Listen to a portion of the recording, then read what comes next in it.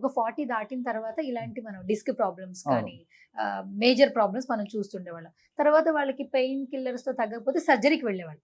కానీ ఎందుకు ఇప్పుడు టీనేజ్‌లో 11th ఏజ్ నుంచి స్టార్ట్ అవుతుంది. 14 ఏజ్ నుంచి స్టార్ట్ అవుతుంది. ఇప్పుడు చూడండి చాలా వరకు ఇప్పుడు మనం స్కూల్స్ చూద్దాం. హ్మ్. చాలా వరకు అన్ని ఏసీ క్లాస్ రూమ్స్ ఉంటున్నాయి. హ్మ్. మనకి ఏసీలో ఎక్కువసేపు ఉన్నప్పుడు ఏంటంటే బాడీ ఇమ్యూనిటీ తగ్గిపోతుంది. మస్కులోస్కెలిటల్ సిస్టమ్ బోన్స్ వీక్ అవడం అనేది కామన్ గా చూస్తుంటాం. అచ్చా!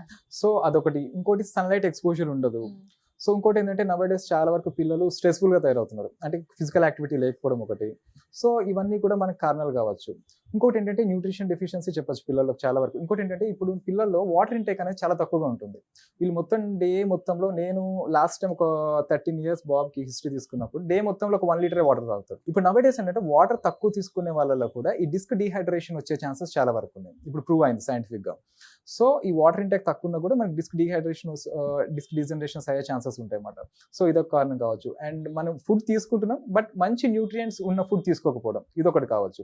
మనకి ఏమవుతుందంటే ఇప్పుడు బోన్ స్ట్రెంత్ తక్కువ ఉందనుకోండి, మన కొంచెం అంటే మనం ఒక 1 ఫీట్ నుంచి కింద పడ్డా కూడా ఈ డిస్క్స్ అనేది బయటకు వచ్చే ఛాన్సెస్ ఉన్నాయి. అంటే మనకి బోన్ స్ట్రెంత్, ఈ మజిల్ స్ట్రెంత్ 2 మనకి ఒకదానికొకటి ఉంటుంది. బోన్ స్ట్రెంత్ తక్కువ ఉన్నప్పుడు ఏమవుతుందంటే ఆటోమేటిక్‌గా మనకి మస్కులర్ స్ట్రెంత్ కూడా తగ్గుతుందన్నమాట. సో ఇక్కడ ఏమవుతుంది, మామూలుగా మనం ఏదైనా యాక్టివిటీ చేసినప్పుడు ఈ మజిల్ లోడ్ తీసుకొని ఈ జాయింట్ మీదకి వెళ్ళకూడదు. హ్మ్. ఇక్కడ ఏమవుతుంది, ఒక 1 అవర్ తీసుకోవాల్సిన వెయిట్ ఈ మజిల్ ఒక 10-15 మినిట్స్ తర్వాత ఒక 30-40% వెయిట్ ఈ జాయింట్ మీదకి వచ్చేస్తుంది. అప్పుడు ఏమవుతుంది, జాయింట్ ఎక్కువ స్ట్రెస్ అవ్వడంతో దాని రిలేటెడ్ ప్రాబ్లమ్స్ రావడం అనేది కామన్‌గా చూస్తాం అన్నమాట.